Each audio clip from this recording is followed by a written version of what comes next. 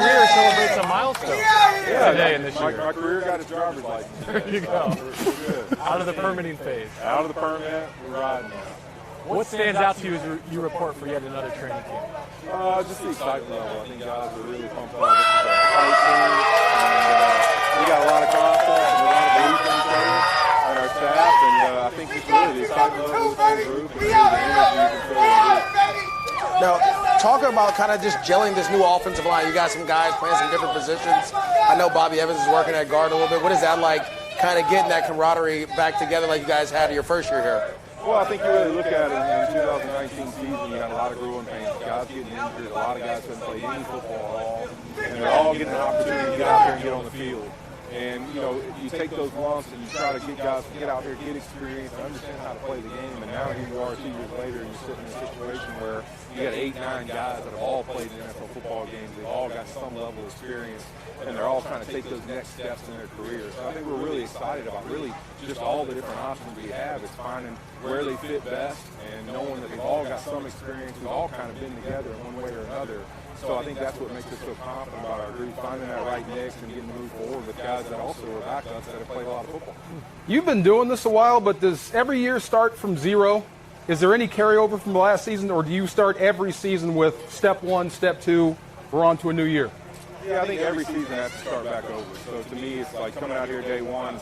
You know, my focus out there today was to run around as much as I could, trying to wear myself out a little bit, get tired, and see how I played during snaps with a little fatigue and my technique and stuff, and find those sloppy spots that give you something to work on. And I think just really honing in on those skills, day 1, day 2, day 3, and get yourself in shape and the ability to control yourself when you're tired, and then we'll move forward from there. In what ways has Matthew Stafford impressed you so far? Well, I mean, I think he's just a guy you can tell. Just got that poise, that calm, that there's really not much you're going to show him that he hasn't seen. And if you get him with something, it's probably something you had a little bit of a hunch for that's coming. So I think you can just tell, even when we're walking through and we're doing things, he'll make a comment to Sean or to us, like, hey, you know what, I could have handled that. I could have done this a little differently. Immediately he has the answers of how he do something the next time. And then sometimes he even go ahead of it and has it in the moment. And it's like, man, you can see a guy that had that experience, had that opportunity to play a lot of NFL football, and it's going to be really beneficial for us in that way. Now, you had obviously the big news was Cam Akers tearing his Achilles, right? How do you guys as an offense kind of overcome that? He was a guy that came on late last year, had a huge run in the playoffs, huge run late in the season. How do you guys as a group kind of rally around him or Henderson, whoever it may be, to help get that running back game back going? Well, the good thing again is that we've had some young guys that have had to play throughout, all these different positions offensively as things have gone on in our time here. And so I think with a guy like Cam, it's going to be really hard to, replace his skill and the player he was. But also, I mean, what people don't see is in the huddle is the energy and really the passion he played the game with. And I told this to people before interviews.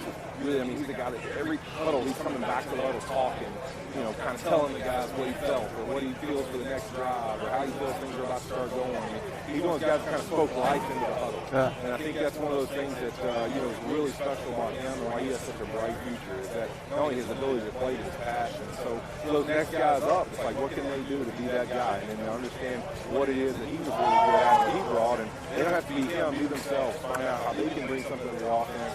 And then for the rest of us, we've got a lot of guys that have played. We've got a lot of guys that can set that tempo, making sure that we don't lose that as well. I'm just disappointed. I thought he was set for a breakout. I really did. I love the way he was setting you guys up, making good blocks great blocks into something big. But I have a lot of fun watching you on tape. You are sneaky nasty, by the way. You really are. You're funny. You'll give a guy the business and then get up and run. You know what I mean? Yeah. I love that. I mean, how do you keep finding passions? And I don't think there's anything more tougher than 39-year-old starting left tackle in the NFL. Do you really need any more accolades than that? You know what? It's sometimes I forget that, and it's hard to see. I had a moment actually playing up a couple weeks ago. I played in the American History Championship, and as an offensive lineman, and I'm sitting there having dinner with my family, and Patrick Mahomes walks by the corner, and I see him literally at the corner. I stop, and he walks in the room. He's like, God, I want to meet Big Lip. Like, I had a chance to meet you. And I remember telling my wife, I was like, hey, Patrick Mahomes stopped. She's like, hey, do you realize you played in the league for like 16 years? I'm like, I know that's Patrick Mahomes. Like, you know, so it's just one of those things that I just don't think of it. Like, you know, a young cat like that, like what an amazing player he is, but the kind of person he is as well.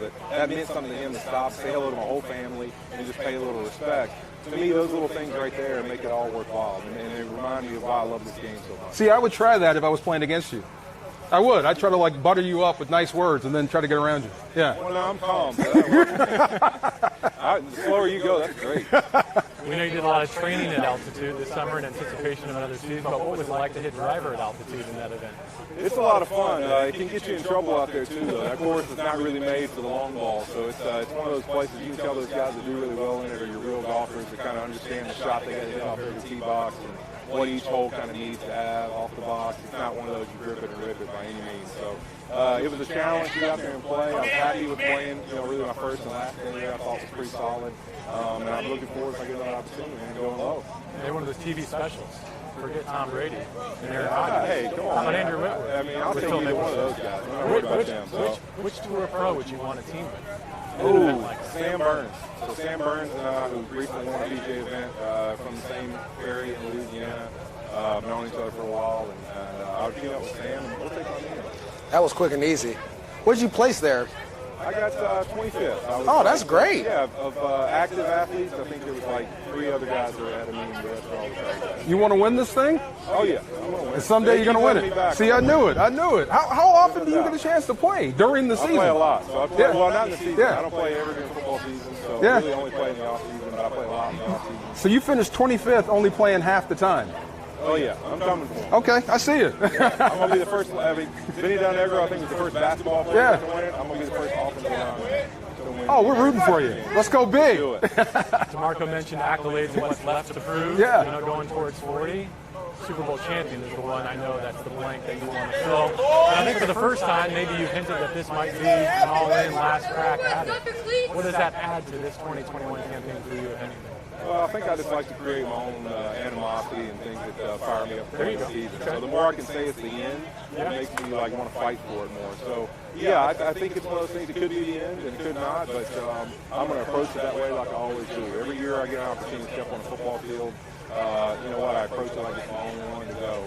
And I mean, no better wake-up call than last year. Having a great season, 9 games in, not giving up a sack, playing some of my best football ever. And freak play and blow out 2 ligaments. And so, that was an awakening to realize that every play is guaranteed to you. So for me, I take it really, I think even more now, I take it even more serious that every rep I got is my chance to show. And so, I had that mindset coming in today. I was like, I'm going to run around as hard as I can because who knows? I don't know how many days I got left, but I'm going to do all I got. How many guys? How about the rest of the group? Your offensive line, kind of shuffling in the middle, new center. How about as a group? How are you guys coming along so far? I think we love our group. I mean, I think we're really tight, and as I said before, I think we've had a lot of experience playing together, and different guys in different spots even. And so, I think the one thing that really feels good, you look at the offseason. I mean, I had every single lineman that was an active guy before the draft in my garage. We're training together every day when everybody got in town, and so it's just, every day we had 2 different workout groups showing up in the morning, hanging out, working out, drinking coffee together, spending your mornings together as a group. And I think that kind of unity pays off eventually. I just believe in it. I've never seen it out on a team not pay off. See, that's how you low-key brag. I had every offensive line in my garage. No question. Think of the size of your garage. That's low-key brag right there. That's not a low-key. That was a high-key. Talk about iron sharpening iron. You're going against Leonard Floyd and these other guys. How is that preparing you to go against other defensive ends in this division and in the conference? Well, I think it's really a great opportunity for us. When you look at last year, how well this defense played and really the job that Eric Henderson's done with this group up front. I mean, the way they rush, the packages they put together and rush, just the difficult stuff that you'll see, and they do a tremendous job of that. And so I think for us, that challenge of just going against that and knowing that Sean's kind of back there in the background trying to make it hard on us on purpose and those kind of things, I think it's one of the things that's helped us offensively be as successful as we have been in the last few years. So it's one of those things we look forward to getting back up there, being one of those top 5 offenses. And now that we kind of have this opportunity, we've had a lot of guys that now got the experience to play. I think we expect that.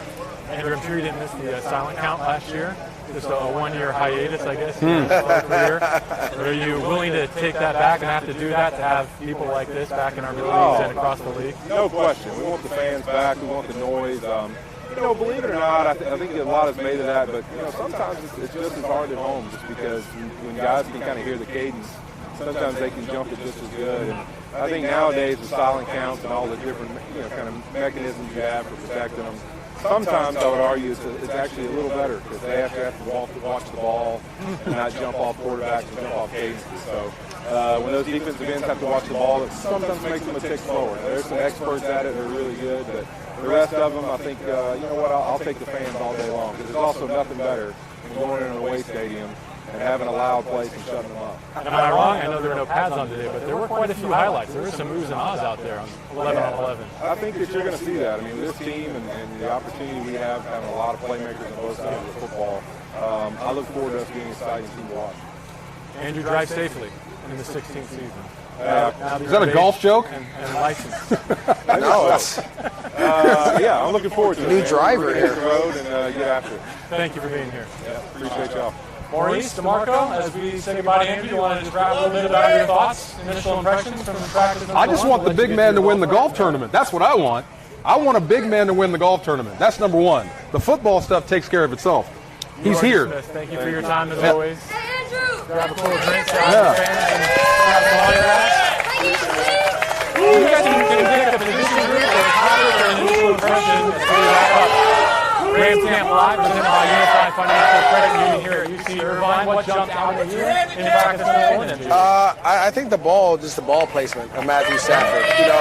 A lot of times we don't give guys enough credit. It takes a lot to learn a new offense, to know where guys are going to be, to understand the route concepts, to know where to put the ball, but to consistently see him put the ball in front of the receivers so he could catch and run. If it was a check down the field throw, middle range throw, he was on fire today. And it's impressive. Regardless of what Jared did, Jared was in this offense for a long time. And you expect Matthew Stafford to have some type of struggles in it. There was no struggle in today. Marco, where did you start your evaluation and assessment of the 2021 Rams training camp? O-line, D-line first, and then, the thing that jumped out was Deshaun Jackson. And we were talking about Jalen Ramsey, how big he is. You forget how big he is until you're up close to him, but just watching Deshaun Jackson in that offense and what he brings to it and what that does for Cooper Kupp and Robert Woods, it opens them up to do some other things we haven't seen, like Robert Woods outside the number, go beat somebody. We'll throw you the football. Cooper Kupp, getting open in the slot. But just having a guy that's a viable deep threat just takes the offense, from a wide one to a long one at the same time. And you got a quarterback that can get it there. We used to say, and this is no knock on Jared Goff, if he hit the right guy, that's a win. But this is hit the right guy, and it's on the money with velocity. So you've upgraded that passer a little bit and the receivers that he's throwing to. So I feel bad for Cam Akers, but you have a heck of a fallback if you want to throw it around the yard a few times a game. And Deshaun Jackson can still run. Yeah. That's what we saw today. Yeah. Let's just put it out there. He was running past guys today multiple times. Yeah. So you still have that. I'll go to the other side of the football and a couple of Terrell that I think are the story of the day. Terrell Lewis, great to see him in uniform and see him bracketing a guy like Leonard Floyd on the edge. And then Terrell Burgess, I think, flashed in many ways, and most importantly, was just in uniform and looking healthy and not under any limitations. But what could have been a pick six? I thought it was. I mean, again, tough to evaluate that at less than necessarily full contact. But I think really encouraging back from injury and a full participant and an impactful one at today's practice. Give me something to look forward to tomorrow as we gather for Rams Camp practice number 2 here at UC Irvine. For me, I think it's going to continue to see how the running backs progress, right? We saw some good runs. We also saw some guys kind of get caught in the wash a little bit. I know we're not in pads yet, so you can't really see it, but you still want to fit where you're supposed to in the running game. As a running back, if the defensive end goes out, you want to put your foot in the ground and get north, get skinny. You want to see more of that consistently. I think I love watching Raheem Morris coach. Oh. I do. And just watching the secondary and watching those guys come together, you got to find some replacements.